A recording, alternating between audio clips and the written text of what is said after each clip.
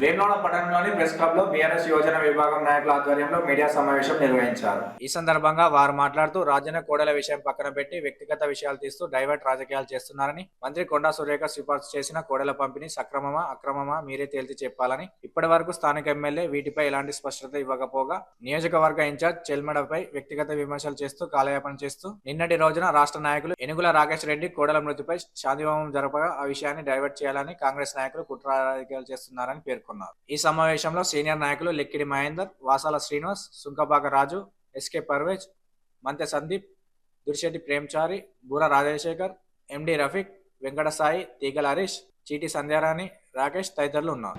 కనీసం మీరు 2 సార్లు టెంపుల్ చైర్మన్ ఉన్నారు. 3 ఎకరాలు ఉన్న గుడిని 1 ఎకరం కూడా పెంచలేరు. మా టీఆర్ఎస్ పార్టీ హయాంలో 3 ఎకరాల 30 ఎకరాలకు పెంచిన ఘనత మా కేసీఆర్ గారిది. ఈ రోజు మీరు కోడల గురించి మాట్లాడుతున్నారు. కోడలు ఎటువేనాయండి? 40 కోడలు ఎటువేనాయి? మీ మంత్రి మీ నమ్ముకున్నది మీరు కాదా? కాంగ్రెస్ పార్టీ నాయకులు కాదా? దాని మీద స్పష్టత ఇవ్వండి. చిల్మెడ దాకా ఎందుకు మీరు మాట్లాడు? చిల్మెడ గురించి మీరు వ్యక్తిగతంగా ఎందుకు మాట్లాడు? మీరు కోడల గురించి మాట్లాడరు. అక్కడ మంత్రి కొండా సురేఖ గారు ఇచ్చినటువంటి లెటర్ మీద మాట్లాడరు అంటే పెట్టి చెల్మెడ అట్లా, వీళ్ళు ఇట్లా, టీఆర్ఎస్ అట్లా. ఈ రోజు టీఆర్ఎస్ పక్కకున్నటువంటి నాయకులు, కౌన్సిలర్లు గతంలో ఏ పార్టీలు ఉన్నారండి? గతంలో టీఆర్ఎస్ పార్టీలో లేరా? ప్రధాన పాత్ర పోషించలే మీరు టీఆర్ఎస్ పార్టీలో లేవా? మీ ప్రెస్ మీట్లు మీరేం మాట్లాడారు అన్నప్పుడు చూడు. మీ ప్రెస్ మీట్ దేశం కూడా మన తెలంగాణ రాష్ట్రంపై మరి చూస్తున్నటువంటి సందర్భంలో మరి ఈ పిచ్చి రేవంత్ రెడ్డి మరి నిన్న చేసిన వ్యాఖ్యలను మరి వాపస్ తీసుకోవాలని చెప్పి మేము ముక్తగడం తెలియజేసుకుంటూ, మరి ఏదైతే కేసీఆర్ గారు మరి ఇంత పెద్ద ఎత్తున రైతులకు అప్పుడు పిచ్చి రేవంత్ రెడ్డి, ఇప్పుడు మంచి రేవంత్ రెడ్డి అయినా నీకు అప్పుడు పార్టీ పదవులు అనిపించింది నువ్వు, పక్కకు కౌన్సిలర్లు మీరు. అప్పుడు పిచ్చి రేవంత్ రెడ్డి, ఇప్పుడు మంచి రేవంత్ రెడ్డి అయినా. అప్పుడు 10 సంవత్సరాలలో కేటీఆర్ ఏం చేయలేదు. నువ్వే కదా మెడికల్ కాలేజీలు ఇచ్చినావు చెప్పి 1000 మందిని వేసుకొని పోయింది సిరిసిల్లకు. నువ్వు కాదా?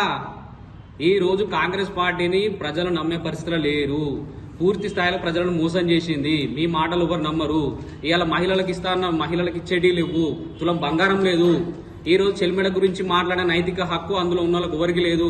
రోజున కాంగ్రెస్ నాయకులు మాట్లాడిన మాటలు ఏ విధంగా ఉన్నాయంటే, వ్యక్తిగత విమర్శలు చేస్తూ అసలు విషయాన్ని పక్కదో పట్టించడం జరుగుతుంది.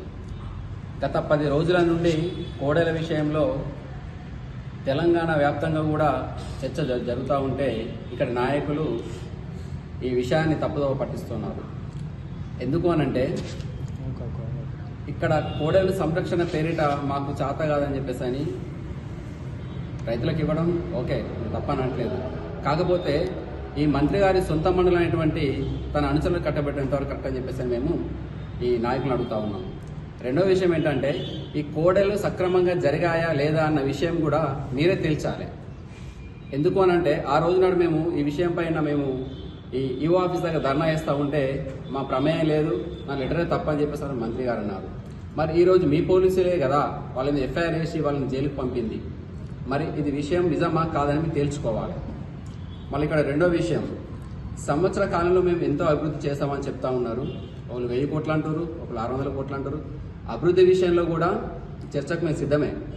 సంవత్సర కాలంలో మీరేం అభివృద్ధి చేశారు? బీఆర్ఎస్ పార్టీ ఆధ్వర్యంలో 10 సంవత్సరాలు మేము అభివృద్ధి చేస్తామని చెప్పేసి కూడా ప్రజలకు తెలుసు.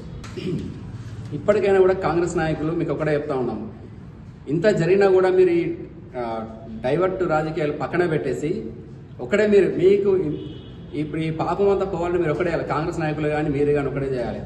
ధర్మగుండలో స్నానం చేసి రాజన్న చుట్టూ పొర్లు దండాలు పెట్టి రాజుని మాకు క్షమించమని కోరడం అదొక్కటే మీకున్నది. ఎందుకు అనంటే, మీరు చేసిన తప్పు ప్రజలకు తెలుసు, దేవునికి తెలుసు. కాబట్టి దేవుడితో పెట్టుకుంటే బాగుండదు. ఈ డైవర్ట్ రాజకీయాలు పక్కన పెట్టాలి. కనీసం ఇంతవరకు కూడా మీ నాయకుడు ఈ విషయం మీద స్పందిస్తలేరు. మీరెందుకు మాట్లాడుతూ ఉన్నారు? డైవర్ట్ రాజకీయాలు ఎందుకు వేస్తూ ఉన్నారు? మేము మాట్లాడిన విషయం ఏంటిది? మీరు మాట్లాడే విషయాలు ఏంటివి? కాబట్టి దయచేసి వ్యక్తిగత రాజకీయాలు పక్కన పెట్టాలి. ఇంకొకటి, మా రాకేష్ రెడ్డి చెల్లె రూపాయలు చెప్పేసి మాట్లాడుతూ ఉన్నారు. సరే కావచ్చు, మేము అక్కడ ఎమ్మెల్సీ ఎన్నికల్లో గెలిచిన మీ తీర్మానం మళ్ళీ ఏం చేస్తున్నాడో, ఉద్యోగులను ఏ విధంగా మోసం చేసిండో అది అందరికీ తెలుసు. ఆయన వచ్చి ఈరోజు ఇక్కడ చేస్తూ ఉంటే మీకేం బాధ అనిపిస్తుంది? ఆయన చేసింది మంచి పనే కదా, హోమం చేసిండు, మంచి పనే కదా.